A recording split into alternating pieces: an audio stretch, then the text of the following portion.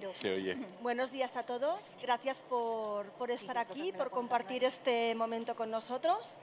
Antes de empezar, quería, pues en nombre de Wolters Kluwer quiero expresar nuestro pesar por las afectaciones de la DANA que ha causado en varias regiones de España, en especial pues en la Comunidad Valenciana, y bueno, pues todo nuestro pésame a las personas que han perdido algún familiar o algún allegado. Comentaros también que queremos manifestar el apoyo a todos los afectados en general y especialmente a trabajadores, partners y clientes que se encuentran en las zonas más afectadas por la DANA. Y comentar que desde Wolters Kluwer hemos puesto en marcha un plan de ayuda con varias líneas de actuación precisamente para contribuir a mitigar estos daños que se han producido. Y nada, pues desde aquí todo el apoyo a estas personas y total solidaridad con ellos.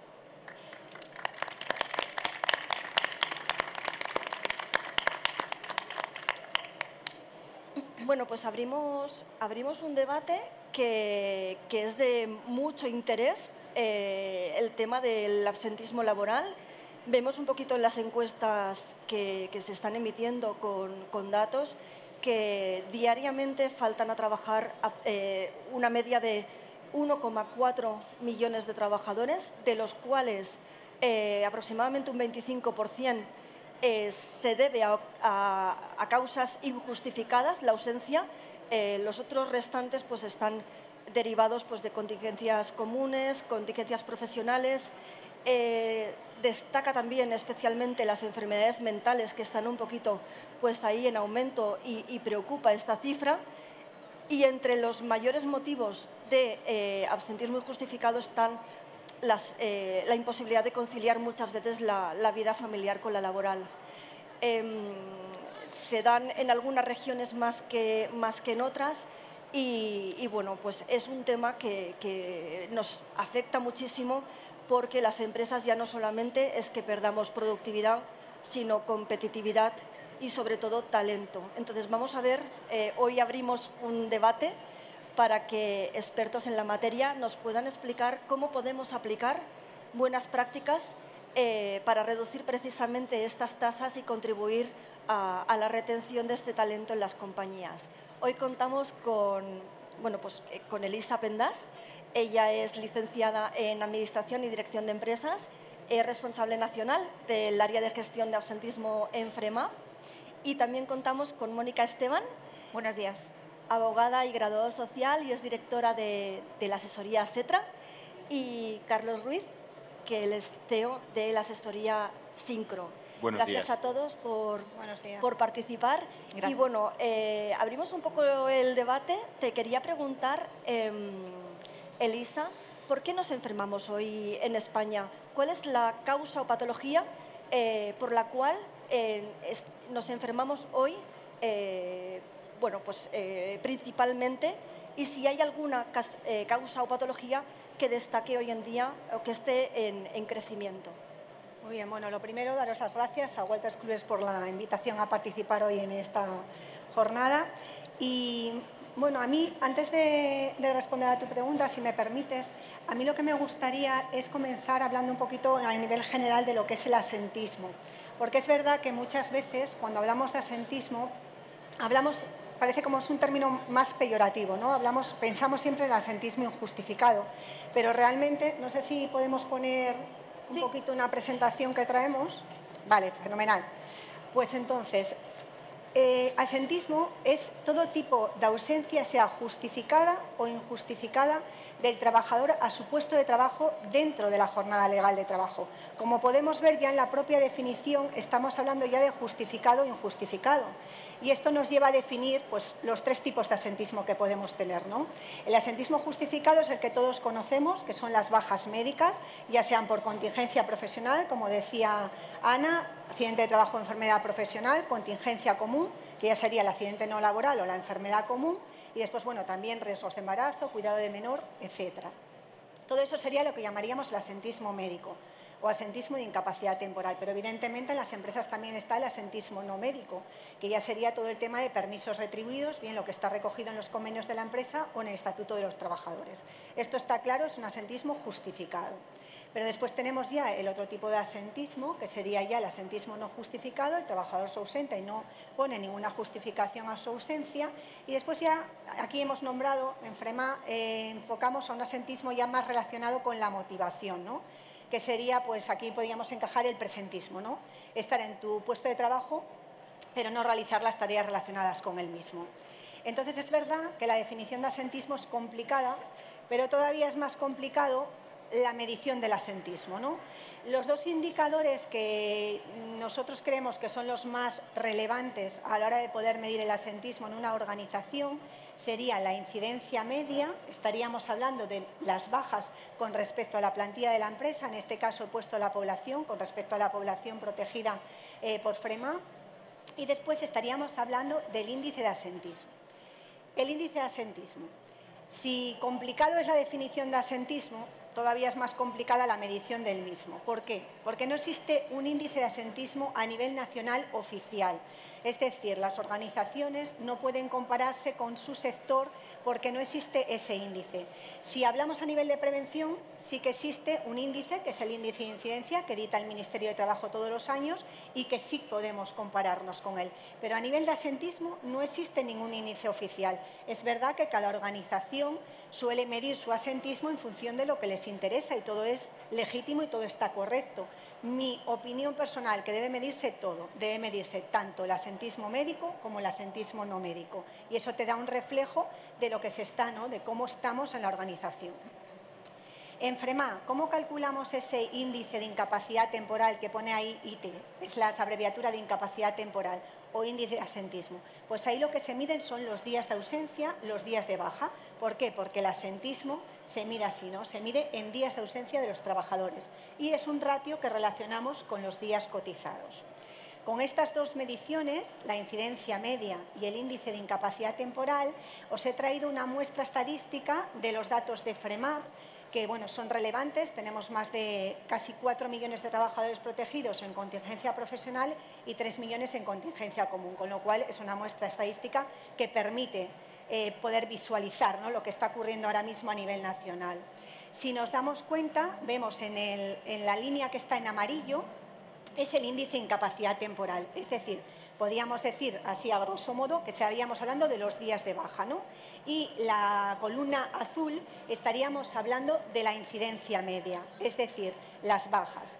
Podéis ver cómo el crecimiento sí que se ve, como decía Ana en su presentación, el asentismo está creciendo a nivel nacional, sobre todo en los 2 últimos años, pero por dar una conclusión podríamos decir que está creciendo a nivel de días de baja, pero no tanto en bajas. Hay un pico en el año 2022 en el que crecieron mucho, vamos a ver ahora en las siguientes transparencias, crecieron mucho las bajas, principalmente las de corta duración, y de ahí a ese pico la incidencia media es un 61,40, pero si os dais cuenta, este año, extrapolado a diciembre, porque los datos son a septiembre, acabaríamos con un 49 de incidencia media. Sin embargo, los días de baja en relación con los días cotizados sí que van a acabar en un 5,32. Es verdad que exponencialmente está creciendo más los días de baja que las bajas. En cuanto al impacto, ¿qué impacto tiene el asentismo? Pues evidentemente tiene un impacto en la salud. Si nosotros estamos hablando de asentismo médico, somos una mutua y evidentemente solo gestionamos asentismo médico, hablaríamos de salud. Si una persona está enferma, va a su médico y tiene una baja médica, nosotros no podemos cuestionar ese tema. Hay una baja de incapacidad temporal, con lo cual el impacto sobre el asentismo es la salud en ese trabajador. Pero evidentemente hay unos costes para las organizaciones, lo que llamamos los costes directos, ¿no? ¿Qué abonan las empresas? Abonan la cotización mientras esas personas, mientras estamos de baja médica, pues la empresa paga la cotización de esos trabajadores y después bien las mutuas, en caso que la empresa tengáis esa cobertura con nosotros, o bien el Instituto Nacional de la Seguridad Social, son quien abonan el subsidio de incapacidad temporal. Estaríamos hablando de unos costes directos. ¿Cuáles son los costes directos en FREMA? Pues una media de 24 euros por día de baja de los trabajadores. No os he traído las grandes cifras porque es verdad que abruman cuando se habla de grandes cifras a nivel de costes de absentismo, son cifras muy elevadas, porque también se tienen en cuenta los costes indirectos. Los costes indirectos se dice que pueden ser hasta 7 veces superiores a los costes directos. Estaríamos hablando pues los costes de sustitución, los costes de horas extras, costes en el clima laboral de la empresa y el coste de oportunidad. Evidente, eso todo incrementa muchísimo esos costes de absentismo y por eso muchas veces a nivel mediático, si es que es verdad que vemos esas grandes cifras que bueno, pues nos asustan un poco. Yo os he traído un poco la que es el diario, ¿no? 24 euros por día de baja. Me preguntaba Ana al principio, ¿no? ¿Por qué nos enfermamos? ¿Por qué nos enfermamos o por qué nos accidentamos? Porque aquí sí que es verdad que os traigo el global, ¿no? Tanto la contingencia profesional como la contingencia común están reflejadas en estas gráficas.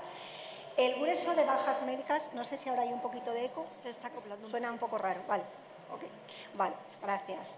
El grueso de las bajas médicas, a nivel de bajas por patología, nosotros lo que hacemos es recoger lo que se codifica bien nosotros cuando emitimos una baja médica en las mutuas, que ya codificamos nosotros el diagnóstico, o bien a través de los servicios públicos de salud. Si os dais cuenta, hubo un incremento de bajas médicas, estos son los datos de FREMAM, desde el año 2020 hasta el año 2024 de un 9%. ¿Cómo acabaremos este año? Se cree que más de 1,5 millones de bajas médicas. Solo hablo de FREMAP. De esas bajas médicas, ¿cómo nos estamos enfermando? Si dais cuenta, en el gráfico siguiente estaríamos hablando de que todas estas patologías que están recogidas en el CIE 10, pues sería a nivel de patologías infecciosas parasitarias un 9%, un 9,81%, el aparato respiratorio un 14,77% y malestar síntoma un 12,08%. Todo eso yo lo he llamado patologías de corta duración. Estaríamos hablando de casi un 37%. Trastornos musculoesqueléticos, lo que llamamos ahí en la transparencia TME, y traumáticos, estaríamos hablando, creo que aparece un 30... 20,45. Ah, mira, espera. Sí, lo tengo aquí sumado, un 32%. Y después, en el último caso, que también lo nombrábamos en la presentación, los trastornos mentales y de comportamiento, lo que aparece ahí como TMC, estaríamos hablando de un 6%. Entonces, la pregunta es clara. Realmente nosotros estamos cogiendo la baja cuando nos enfermamos por patologías de corta duración, lo que podríamos llamar las gripes, los catarros, las gastroenteritis. Por eso realmente es por el grueso por los que estamos enfermándonos.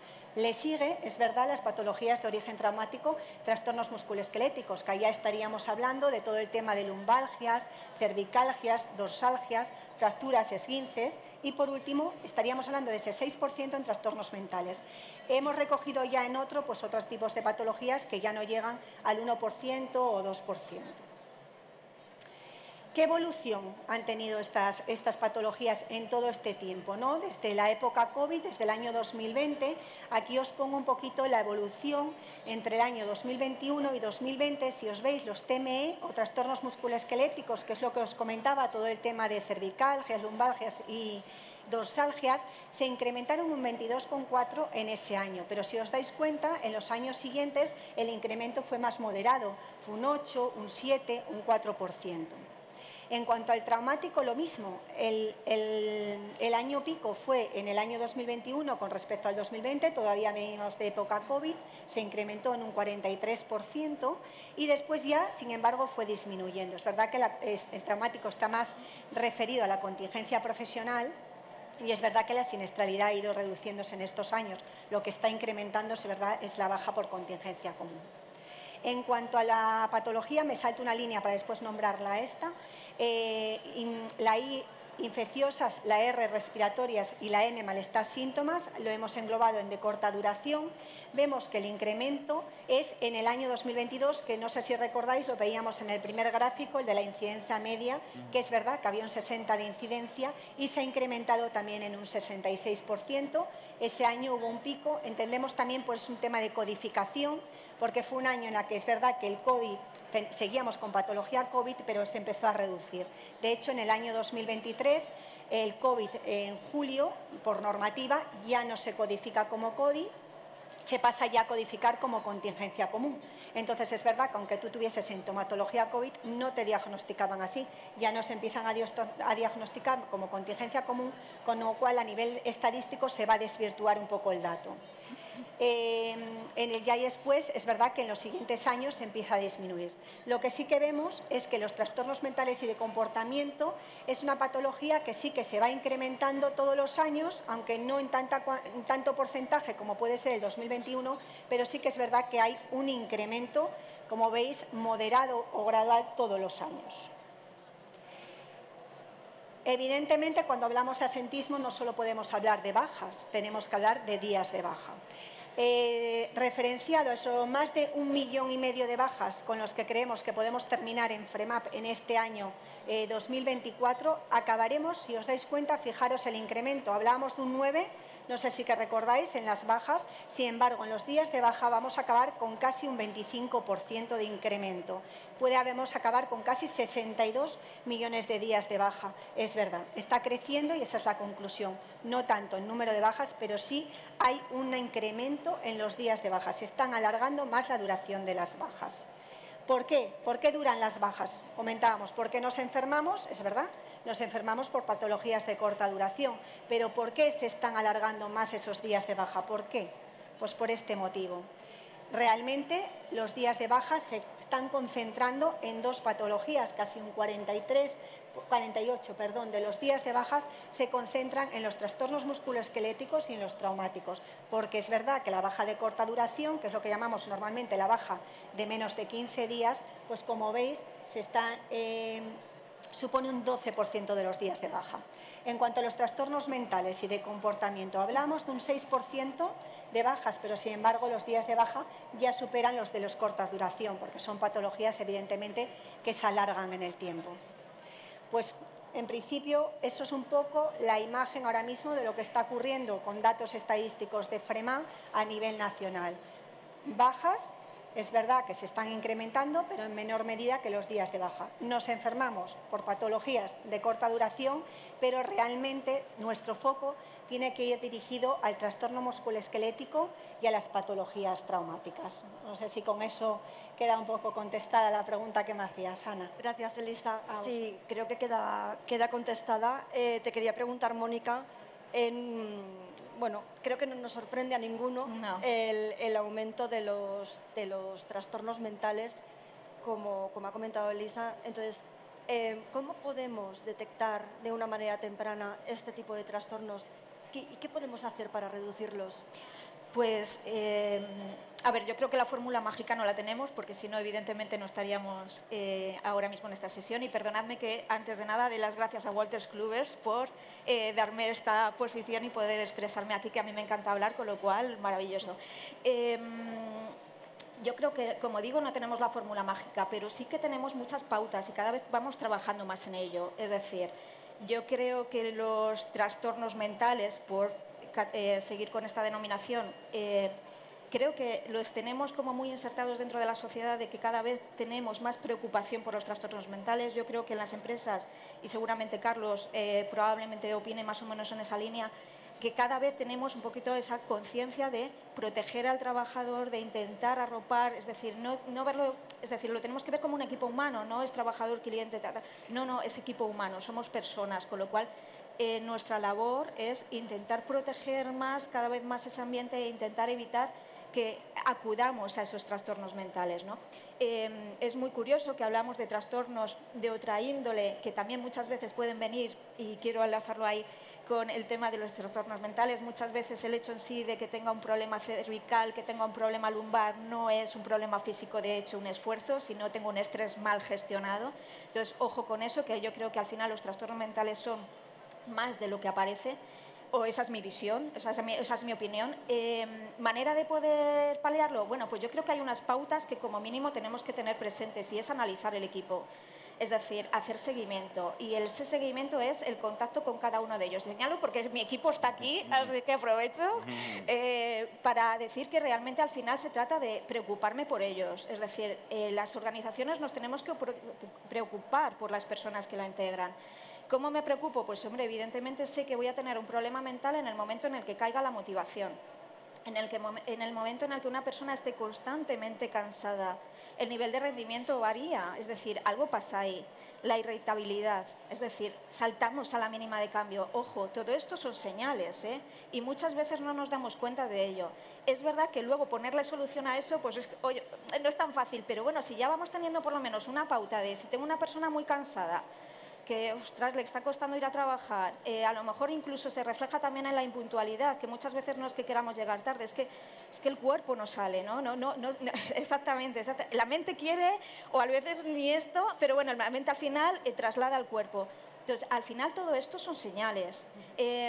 Si todo eso dejamos que se cronifique, ostras, mal vamos, ¿no? Entonces yo creo que ahí tenemos que ir un poco en, si conseguimos detectar a tiempo todas estas señales, ¿verdad? Yo creo que podremos un poco empezar a lidiar, es decir, fomentar la escucha activa, es decir, tenemos que hablar, tenemos que comunicarnos, tenemos que contarnos nuestras penas. Es verdad que muchas veces las penas no vienen del trabajo, vienen de fuera. Oye, pero es que somos humanos, nos tenemos que intentar arropar en lo máximo posible. Pero si encima vienen del trabajo, oye, con más razón, es que la culpable de que ese trabajo, de que esa persona, ese equipo humano esté mal, es que es mía, no es de esa persona, es mía. Y es mi deber estar ahí. Entonces, lo primero, fomentar la escucha activa me parece vital. Es decir, primero detecto y luego intento implantar todos estos sistemas. Seguramente Carlos en Syncro tenga instaurados, ¿no?, también un poco esos sistemas de chivatos, ¿no?, de cómo detecto y qué puedo hacer para poder aplicar. Pero creo que evidentemente el fomentar la relajación. Tenemos un problema que además yo creo que el hecho en sí de que... Tú córtame cuando quieras, Ana, porque yo me puedo hablar. El hecho en sí de que yo creo que esto esté incrementándose no solamente es porque a lo mejor pensemos que un equipo esté especialmente estresado por la carga de trabajo, sino porque nuestra manera de ver la vida está muy distinta a la que teníamos antes. Y esto es un factor también social, la inmediatez, la falta de desconexión digital, es decir, esta adicción a tener que estar pendiente constantemente de todo y de hacerlo así. Todo eso es una carga mental que nos ponemos a nosotros mismos, ¿no? Entonces yo creo que tenemos que trabajar un poco en todos estos temas. Si ya conseguimos detectar que tenemos un equipo cansado, desmotivado, irritable, bueno, pues tenemos que trabajar en qué medidas. Bueno, pues vamos a intentar esa escucha activa que decíamos. Pero si también lo asociamos con un problema digital, de conexión bestial digital, que no nos permite relajarnos, pues habrá que fomentar también esa desconexión digital, esa relajación. Es decir, el cómo podemos fomentar no, parémonos, relajémonos un segundo, y ya está, y luego ya todo fluirá y acabará fluyendo. Si al final el trabajo sale, al final las cosas salen, pero nos tenemos que parar a pensar y rectificar todo aquello que no está funcionando. Pero para poder rectificarlo hay que escuchar. Es vital. Estos momentos son necesarios y esa desconexión y escuchar a las personas creo que es fundamental. Carlos, ¿cómo podemos fomentar esa cultura de bienestar en las empresas? Pues es que, suscribiendo de principio a fin lo que decía Mónica, yo creo que esto se debe de resumir en que las empresas en el siglo XXI tenemos que volver a poner a las personas en el centro real de la toma de decisiones. Punto final. Y eso implica un amplio espectro así, desde los medios con los que están trabajando. ¿Son no los adecuados? ¿Son los mejores o no son los mejores? Eso rebaja el estrés, son más productivos, tienen menos... Desde ahí hasta esa escucha activa, hasta cuidarnos, hasta ofrecer flexibilidad, hasta ofrecer confianza. Recuerdo en Syncro una anécdota que la primera persona que en Syncro teletrabaja al 100% lo hace desde el año 2016, mucho antes de la pandemia, y ella decía en un reportaje de Televisión Española, nos decía: esto es una cuestión de confianza de la empresa con el trabajador y del trabajador con la empresa. Total. Si eso se construye, a partir de ahí fluyen otras muchísimas cosas, sin ninguna duda. Tenemos que ser empresas con alma. Todas las empresas necesitamos personas para sacar nuestro trabajo adelante. Seamos empresas de servicios, seamos empresas de productos, seamos empresas de entrega de bienes, da exactamente igual. Las personas no son un recurso más, son la parte central y vital de las organizaciones. Si eso lo interiorizas en tu cultura, si empiezas a ver a las personas como individuos con nombre y apellidos, Si empiezas a tomar conciencia de que la vida profesional impacta en la personal y a personal en la profesional, y entonces rompes algunas barreras y ves a las personas como una persona integral con todas sus dificultades y con todas sus bondades, la cosa empieza a cambiar. Yo siempre digo que el propio término conciliación es un poco tramposo, porque yo no concilio mi vida laboral con mi vida profesional. Yo soy Carlos desde que me acuesto hasta que me levanto. Y tengo obligaciones personales y tengo obligaciones profesionales. Y tengo que ser capaz de construir, dentro de lo que el negocio nos permita, las condiciones para que cada uno podamos atender nuestra vida, toda nuestra vida. Ya entiendo que cuando voy a ser operado, espero que el médico esté a la hora y que la flexibilidad horaria probablemente con el cirujano pues no sea el mismo que con mi equipo de nóminas o con mi equipo de contabilidad o con mi equipo de consultores, ¿no? Pero analizado dentro de la casuística de cada empresa, ir hacia políticas que nos permitan hacer nuestro trabajo bien y a tiempo, independientemente de cuándo o dónde lo hagamos, creo que ayuda muchísimo a las personas a rebajar todo el estrés que está generando, efectivamente, como bien decía Elisa y como bien decía Mónica, no solo trastornos mentales, sino además trastornos de otra característica, pero que tienen origen mental. Hago un disclaimer final. En este país hay dos modelos que se retroalimentan y con los que tenemos que acabar, radicalmente. El empresario explotador y el trabajador absentista profesional. Estos dos modelos se retroalimentan negativamente. Ojo, creo que la mayoría de empresas de este país quieren hacer las cosas bien. Creo que la mayoría de personas trabajadoras son trabajadores profesionales y que quieren hacer sus cosas bien. Hagamos marcos normativos para la campana de Gauss normativa y busquemos resortes para ir a por el empresario explotador y para ir a por el absentista profesional. Pero, por favor, pongamos el foco en las personas normales que somos el 95% de este país. Totalmente de acuerdo. Que da gusto escucharle. Perdón. Hablábamos, sobre todo, Mónica, de esa comunicación, ese contacto humano, no perderlo. Las personas no somos números, esa palabra tan fea que es FTE, que, bueno, pues no, realmente somos personas con nombre y apellido, como has expresado. Esa buena comunicación es fundamental. Fundamental, o sea, pero no en el ámbito profesional, en la vida. Es en decir, la vida. ¿qué relaciones pretendemos mantener donde la comunicación no fluye? O sea, pero ni con una pareja, ni con familia, ni con amigos, evidentemente con un equipo humano que nos rodea casi la mayor parte de nuestra vida, efectivamente es imposible mantenerlo si no hay comunicación. Es vital.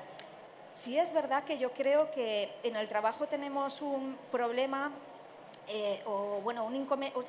digamos un obstáculo que a lo mejor quizá nos impide el ser conscientes de que esa comunicación es vital, y es el día a día, es decir, nos come, es decir, nos encantaría estar sentados y comentarnos todos los días todas las cosas, pero es verdad que al final tienes al cliente aquí, al otro allí, tienes que salir corriendo porque no llegas, y eso hace que muchas veces ostras, que no nos demos cuenta de que es que hoy no he dicho ni hola, o sea, esto es así, bueno, ellos lo saben.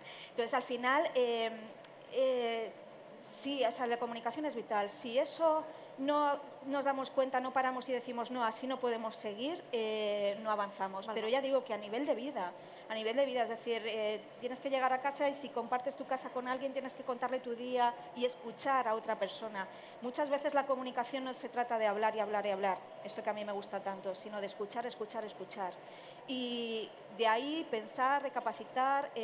Muchas veces las soluciones a los problemas no lo tenemos nosotros, la tienen ellos mismos y no escuchamos. Entonces, yo creo que hay que fomentar, por supuesto, esa escucha activa a nivel grupal, a nivel individual, como queramos, tomando un café, en una reunión.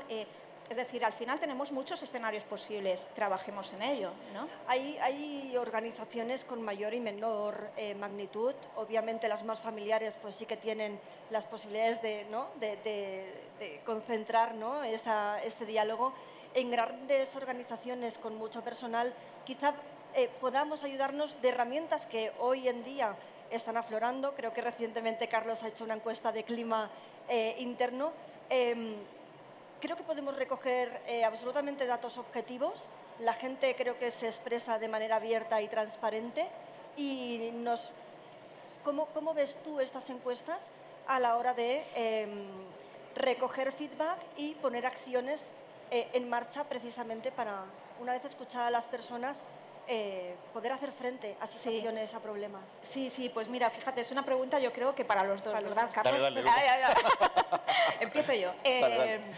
Las encuestas de clima laboral para mí, o sea, yo creo que son fundamentales. Llamémosles encuestas de clima laboral o vamos a chequear un poco al equipo, es decir, démosle mayor formalidad o menos, pero para que una encuesta de clima laboral sea realmente efectiva, yo creo que tiene que tener algo muy importante, bueno, varias connotaciones importantes, pero sobre todo aquello de que no esté encorsetado, es decir, no me basta con aquello de te paso un documento, me rellenas me pones aquí la X, luego me pones la fecha para saber cuándo te la he hecho y punto, ya acaba todo. No, o sea, eso no vale para nada. Gastar papel si me apuras o gastar tiempo si lo estoy rellenando en un PDF, me da igual, o en una plataforma web.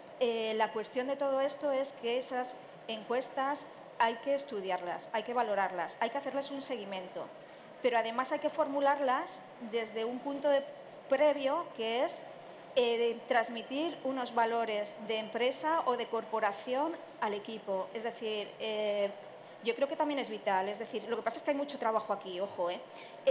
Quizá a lo mejor las empresas grandes, Syncro, bueno, pues también a lo mejor tiene otra manera de ver las cosas porque ellos son muy grandes. Nosotros somos una empresa más familiar, pero también somos grandes en espíritu. Pero es verdad bueno, que es mucho trabajo y mucho camino el que hay que hacer, porque lo primero es qué valores tengo yo, los tengo que trasladar para que el equipo humano veamos si hacemos match, ¿no? Esto es un poco ahí. Y si realmente vamos en la misma sintonía. A raíz de eso, lanzamos las preguntas y vamos haciendo ese seguimiento, esa escucha activa a través de la encuesta de clima laboral. Analizamos y luego ya empezamos a planificar acciones, ¿no? Si no se dan esos 3 puntos, que es el establecer unos valores, el preocuparme por el equipo, el trasladarle esa encuesta y saber qué le estoy preguntando en esa encuesta y hacer seguimiento de todo ello, pues la encuesta se nos cae, es decir, la hemos hecho, pero ¿para qué nos ha servido, no? Sí, Es un poco cubrir el expediente, ¿no?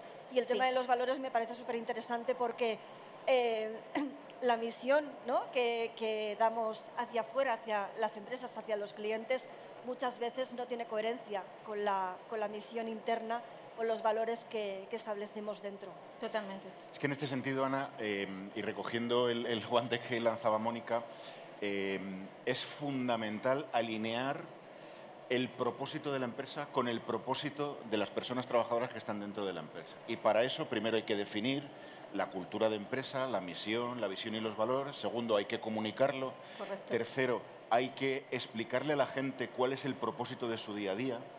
El propio nombre de Syncro está expresando ya una idea. Yo, aunque llevo muchos años viviendo en Madrid, nací en Bilbao, soy del País Vasco. En toda la zona cantábrica hay un deporte tradicional que es las regatas de traineras, y la idea el nombre de Syncro viene de ahí, de la trainera y de la sincronía a la hora de estar todos en el mismo barco, todos con el mismo objetivo, todos con el mismo rumbo, todos remando con la misma fuerza, con la misma cadencia.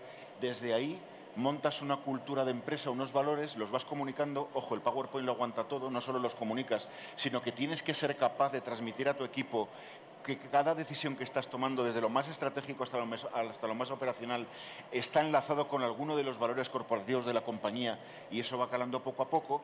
Y después viene la encuesta de clima laboral, porque Correcto. efectivamente, si no, sirve para poco.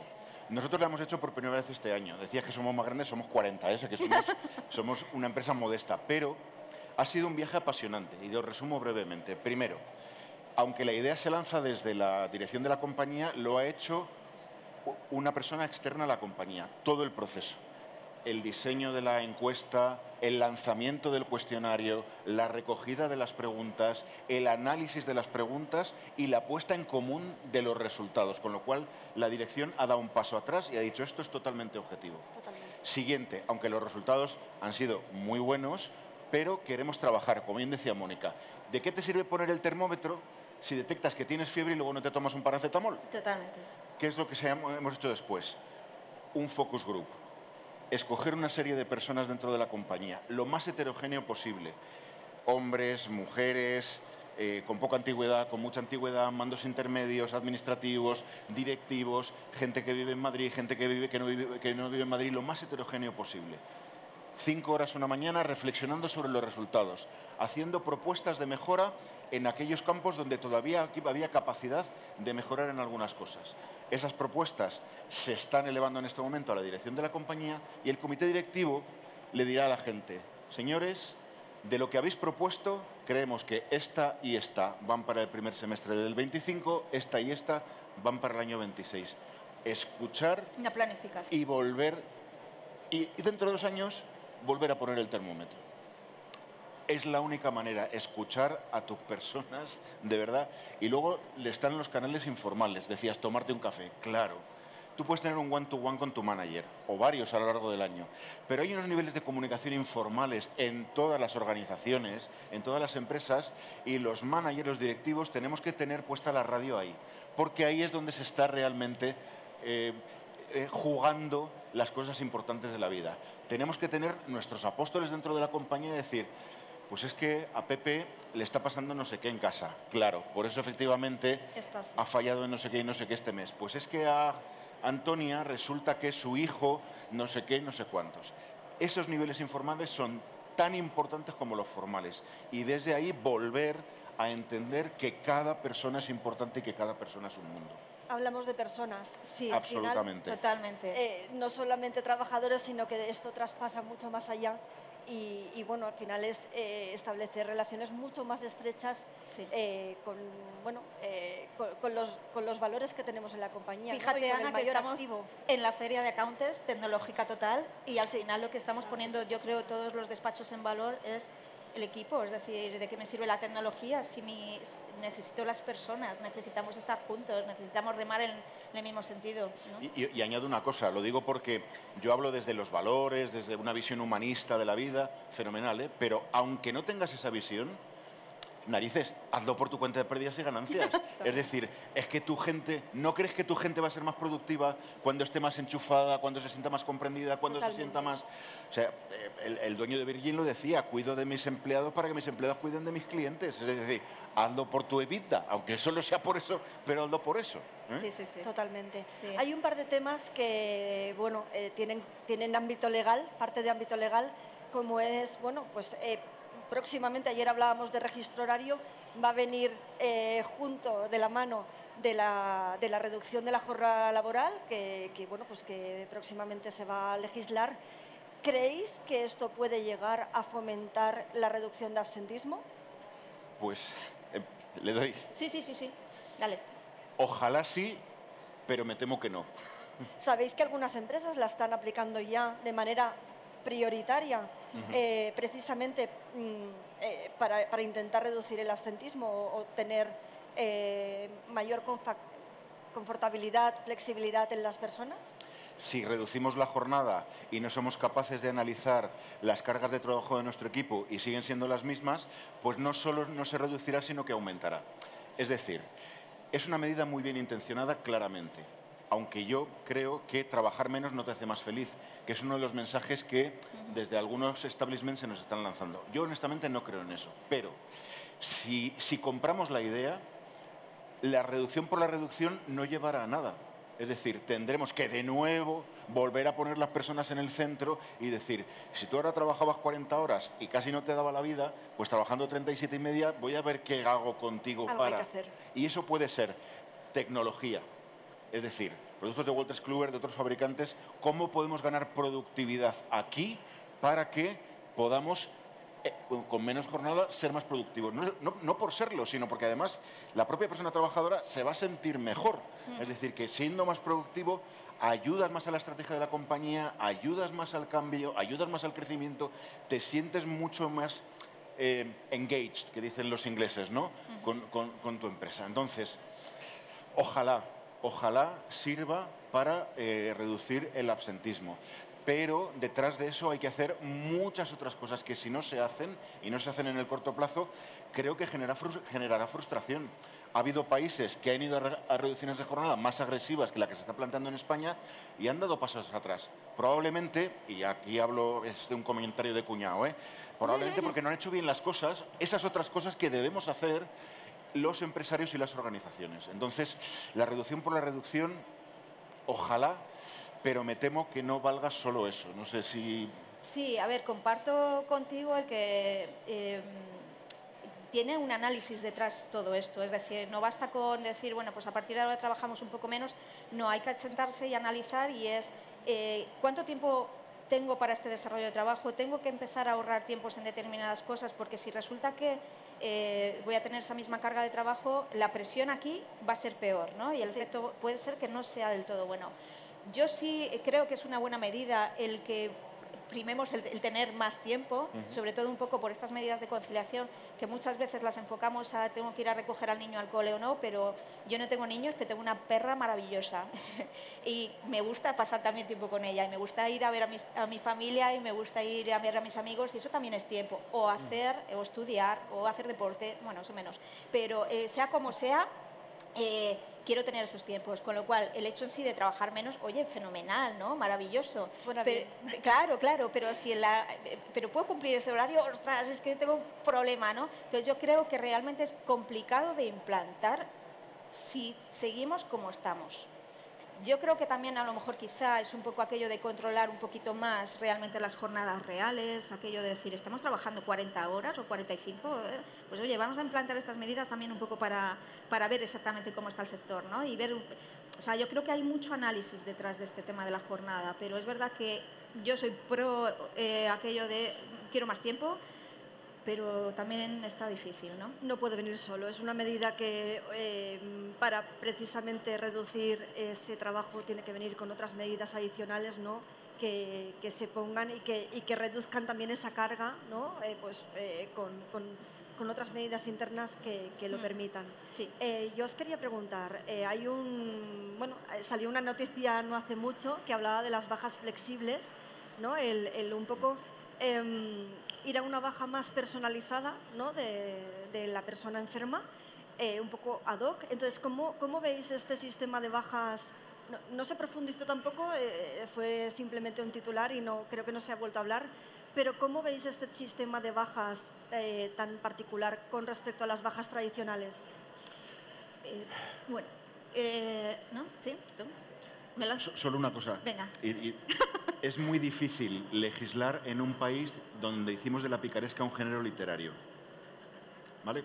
Entonces, avanzar hacia escenarios flexibles si no hay la confianza en las organizaciones empresariales y en las personas trabajadoras de que esto se va a hacer de manera responsable, puede ser un fiasco. Dicho lo cual, creo que de nuevo hay que ir a hacer cositas más cercanas y análisis más cercanos. Evidentemente, una persona que tiene un esguince de tobillo, si tiene que ir a recoger aceitunas, pues no va a recoger aceitunas, evidentemente. Ahora bien, un asesor laboral, un asesor contable de Syncro, si tiene un esguince de tobillo, puede teletrabajar desde su casa con la confianza de si me canso, déjame descansar, ya seguiré el trabajo, pero voy a poder teletrabajar desde mi casa, voy a seguir haciéndolo, en lugar de estar aburrido y terminar viendo series de Netflix. Pues igual sí. O sea que hay que ir dando pasitos, pero ya entiendo que desde el legislador, están preocupados por el 1.400.000 personas que cada día no van a trabajar. 2, hay una cierta presión sindical de no meter mano aquí porque es muy complicado y tiene muy mala prensa con las personas trabajadoras. 3, creo que hay escenarios donde la tecnología nos permite hacer cosas muy interesantes y muy bonitas. Entonces, avancemos hacia eso. Otro problema que te pongo encima de la mesa. Los sistemas públicos de salud. Creo que todos estamos de acuerdo con que han colapsado después de la pandemia. ¿Por qué se están alargando las bajas? Si se alargan los diagnósticos, se alargan los tratamientos posteriores. ¿Por qué? Es decir, que es un totum revolutum, Ana, pero en concreto, el tema de las bajas flexibles. Nosotros en Syncro lo vivimos, es decir, hemos tenido personas que me han dicho, Carlos, déjame trabajar, que ya no puedo más en casa, ¿vale? Siempre y cuando me des la flexibilidad de ir a rehabilitación cuando la tenga, siempre y cuando me des la flexibilidad de, oye, necesito descansar y luego continúo, ¿no? Sentido común. Pero claro, esa persona o está de baja o está de alta. Si las mutuas pudieran ayudar en ese punto, pero claro, en el momento en el que pidió el alta, pues ya la mutua no podía actuar con ella, no. Es decir, que también creo que hay otras medidas dentro del ámbito legal actual que podrían ayudar a flexibilizar. ¿Por qué no utilizar todos los sistemas médicos de las mutuas para ayudar, sea contingencia como uno profesional, en cuestiones que realmente podrían servir. Incluso la persona estando ya de alta, digo, y hoy no pueden. No, eso es un tema normativo. Ahora mismo, pues, la gestión que realizan las mutuas de accidentes de trabajo es a nivel de contingencia común, pues solo podemos actuar mientras el trabajador está de baja médica. Eso es verdad que podemos realizar citaciones médicas, podemos adelantar pruebas y tratamientos, pero siempre que el trabajador lo autorice y el Servicio Público de Salud lo autorice.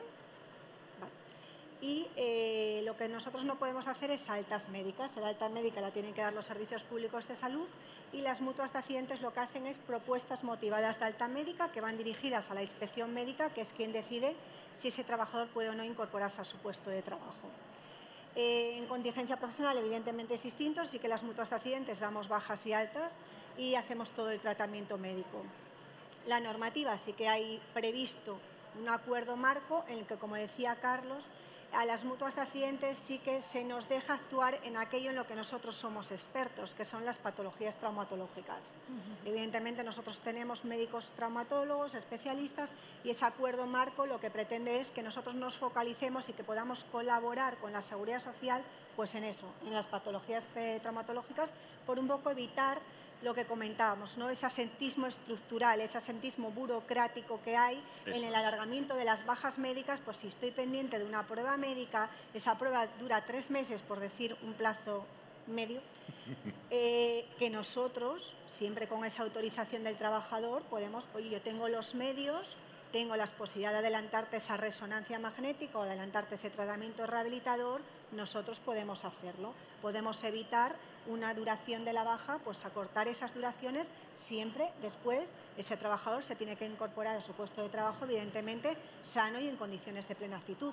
Pero nosotros sí que podemos adelantar esos tratamientos médicos, pero la norma ahora mismo, el último Real Decreto, que es el 1060 del año 2022, que entró en vigor en abril del 2023, o sea que es bastante reciente, la normativa está clara y eso es la posibilidad de que dan a las mutuas, y es de hace 1 año y medio. O sea que realmente se legisla, pero se sigue legislando un poco en el mismo sentido, ¿no? En esa colaboración siempre pautada con la autorización del trabajador y de los servicios públicos de salud. Es verdad que a nivel de prevención, sí que las mutuas, aunque estemos también con la normativa vigente, lo que estamos intentando es eso, ¿no? Como una prevención. Yo hablo un poco particularizado a FREMAP. Nosotros lo que tenemos es un observatorio de salud, ¿no? En el que lo que pretendemos es eso, ¿no? Diagnosticar la situación de la empresa, teniendo todo en cuenta, todas las condiciones sociolaborales de la empresa, tamaño, actividad, edad de los trabajadores, géneros, pero un poco ver qué está pasando en las empresas y a partir de ahí, complementando las actividades preventivas que por ley podemos hacer un enfoque un poco más transversal y poder tomar medidas un poco más de promoción de hábitos saludables y también, bueno, viendo que se están incrementando los riesgos psicosociales en el ámbito laboral, pues realizar también medidas que vayan un poco focalizadas a un mejor control y tratamiento de esos riesgos. Es un poco lo que ahora a nivel normativo pues podemos hacer. Claro, al final yo creo que esta es la clave, es decir, el problema que tenemos es normativo, es decir, evidentemente no tenemos una norma que regule esto porque de momento lo que ha salido es, oye, puede surgir, ¿no? Entonces está claro que no estamos analizando una norma, pero para poder implantarlo hay que tener una norma que regule todo esto. ¿Cómo regulas una situación en la que tienes que analizar caso por caso? Porque hay que analizar la patología, la situación del trabajador, el puesto de trabajo, es decir, hay que analizar tantos factores que es imposible establecer normativamente hablando una norma general. Tienes que ir caso por caso. E ir caso por caso significa una inseguridad jurídica bestial. Es decir, es que a mí no me la han concedido y es que a Carlos y a Lisa sí. Ostras, ¿y por qué? Y entonces, claro, dicen, no, es que son caso a caso. Vale, ¿y cómo defiendo? Claro, claro, es el médico. Bueno, es que es complicadísimo esto. ¿Y cómo puedo decir, no, es que yo tengo exactamente la misma situación que Carlos, es que hacemos exactamente lo mismo?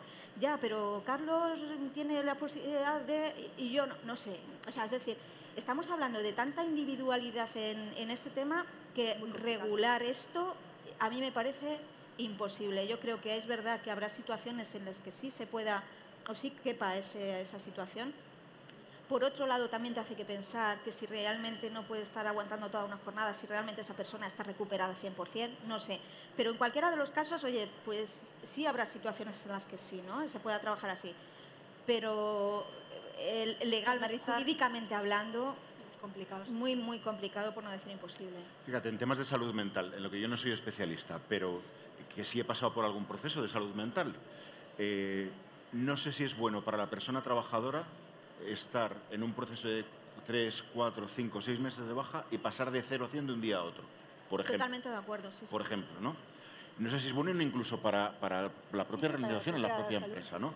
O sea, que igual sin ir a grandes cosas, pero sí podemos hacer pequeños avances en algunos temas y a lo mejor esa persona no está para trabajar 40 horas a la semana, pero a lo mejor incluso le viene bien a su recuperación sentirse útil y empezar a trabajar 15 horas, pasar a 25. Los periodos de adaptación de los niños en el cole, ¿no? Esto es un poco, sí, es así. Es decir, te va adaptando un poco. Si pasas de 0 a 100 y vienes por un tema de trastorno mental, o sea, la ansiedad que te entra el primer día que tienes que pisar la oficina, el despacho, el trabajo, o sea, es bestial. Entonces, comparto con... Porque ha habido una desvinculación con la empresa. Sí. Todos esos meses, se habla que cuando tú estás más de 2 meses de baja, se genera una desvinculación con la empresa. Es como que llegas y dices, igual hasta te encuentras un nuevo sistema informático, te encuentras nuevos compañeros. Entonces, todo eso genera en la persona en la que se incorpora pues muchas dificultades en la incorporación. Sí. Dicho lo cual, dejo algo para la reflexión de la sala también, que comentábamos mientras preparábamos esta mesa redonda, y es que a principios de octubre celebramos el Día Mundial de la Salud Mental y había una entrevista de una psiquiatra española apellidada López Ibor, apellido ilustre de la psiquiatría en España, y el titular, lo tenéis en la agencia EFE, el titular suyo era «Estamos psiquiatralizando las dificultades cotidianas de la vida». España es el país que más benzodiazepinas consume del mundo. Esto creo que también es para hacérnoslo reflexionar. Sí. Yo no soy psiquiatra ni psicólogo, pero buscad el artículo, que era muy interesante, sobre cómo estamos tratando los temas mentales en este país, que me parece también muy interesante. Sí. No le estoy quitando importancia, ojo. Digo que a lo mejor las dificultades de la vida necesitan de otras soluciones y otros resortes adicionales y no necesariamente un tratamiento psiquiátrico. No digo que no se le dé, digo que se busquen las soluciones necesarias para la prevención, la escucha activa. Claro. Si escucho, si oigo, si me preocupo, a lo mejor he quitado un trastorno mental. Sí. Y no he recurrido a esto. Totalmente de acuerdo. Dedicarle tiempo y saber esas señales, ¿no?, de las que hablábamos y saber predecir y bueno. No sé si alguno tiene alguna pregunta, estamos ya casi en el tiempo de descuento. Si no hay preguntas, me gustaría remarcar, bueno, un poco a nivel así de highlights, 1,5 millones de baja, terminaremos el año. 6,14% porcentaje de trastornos mentales. Hemos hablado de contacto, de preocupación, de señales, ojo con las señales, hagamos caso, de poner en centro a la persona, de alma, de valores, misión, visión. Una frase para terminar. Comunicación, comunicación, comunicación. O sea, es decir, la frase acaba en esto.